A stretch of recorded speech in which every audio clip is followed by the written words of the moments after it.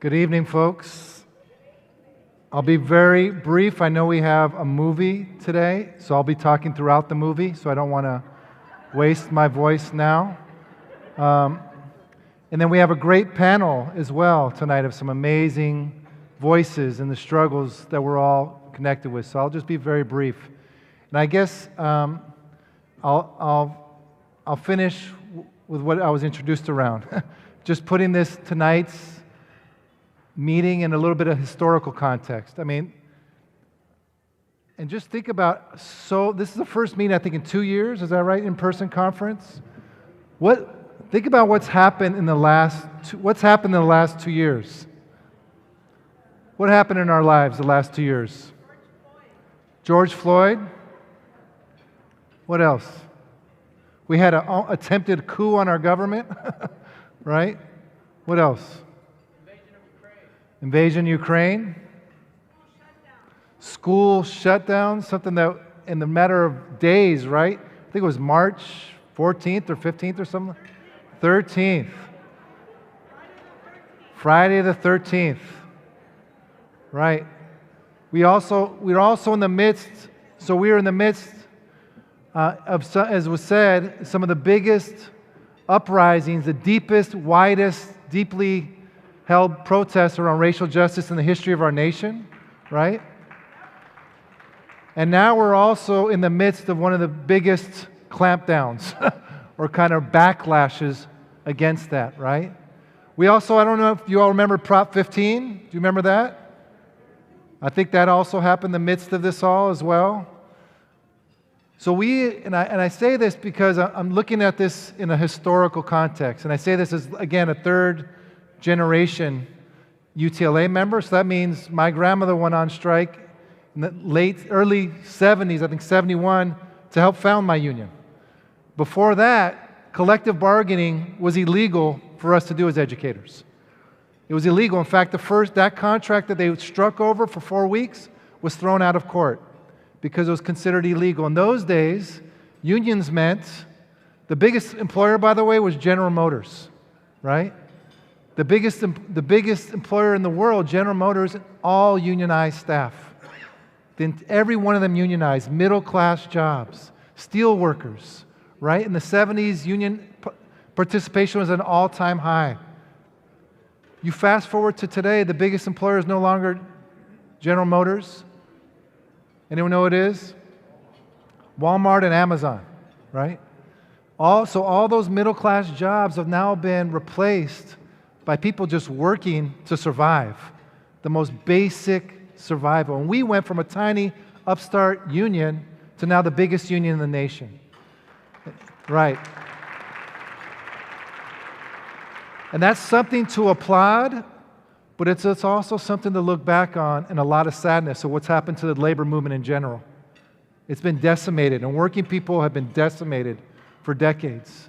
And that puts a special responsibility on us now to fight not just around our own issues, but around the broader issues. Because the gift that we have as a union is we're not just like assembly line workers.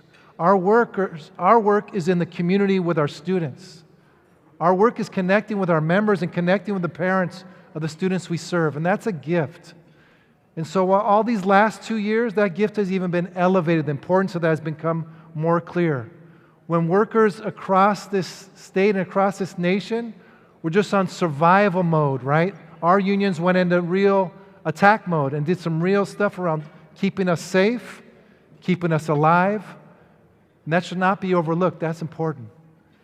But I think as in the midst of what's going on now and this backlash against us, it also shows we still need to continue to evolve as unions and put this stuff not just on this racial justice stuff, the work that we're doing here at this conference, economic justice, on the sidelines, but really bring it in the core of what we are.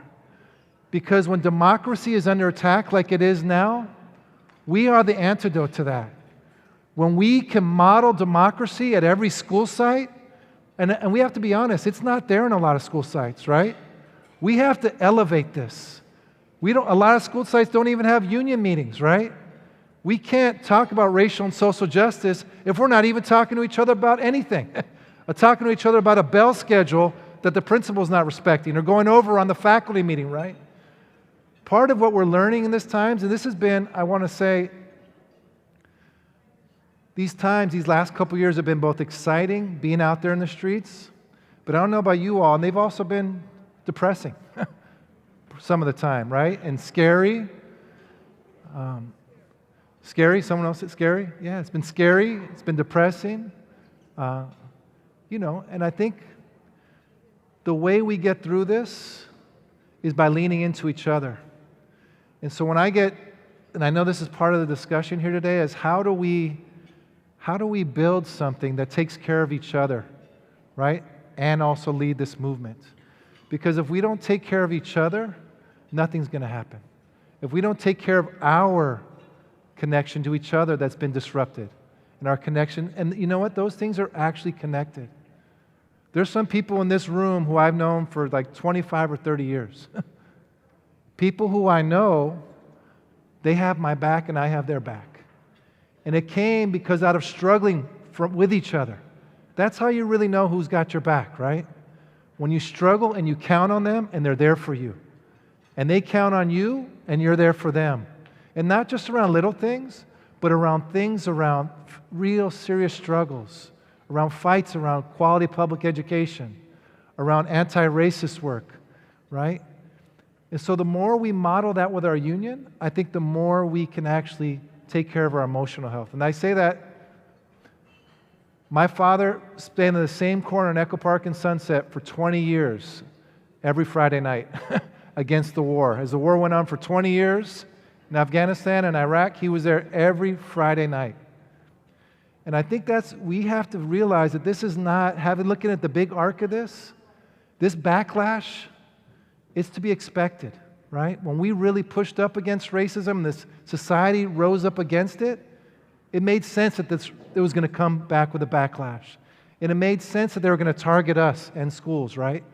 When we're the biggest group of organized people, it makes sense they're coming after us as teachers' unions right now. And so it's really up to us to look at this in a historical context and take care of each other. And know that sometimes when you're out on a corner, you're going to get yelled at. And sometimes when we're trying to organize with each other, we're going to get attacked. But the more that we really connect with each other and have each other's back and really take care of our emotional needs and our own, and do that not as abstract, just about self-help, but self-help also as part of a struggle, locating that in the broader context of healing each other, taking care of each other, because we got work to do. We have a lot of work to do. And so I really want to honor you all for making it through these last 2 years. I want to encourage you all to most you can, find something that gives you hope in this moment. For me, as was read, it's been around community schools, because that's become an example of something where we can actually collectively build power bottom up with our members, with the community in an anti-racist way, in a way that's about democratic decision-making. Find out what it is for you, and then do it in our unions. Take responsibility for this gift that we have, that people before us have struggled, so we have these unions, and really lean into this, and in so doing also redefine unions for the future. And so thank you all for being here. Thank you for all your work. I look forward to being part of these struggles with you. As I'll get a little teasing for this, but it's a beautiful struggle. I say beautiful all the time, but it's a beautiful struggle. And it's hard, but it's also something, the more we look out for each other, take care of each other, and lean into each other, I think it's also a life-sustaining struggle for all of us. So thank you for being here tonight.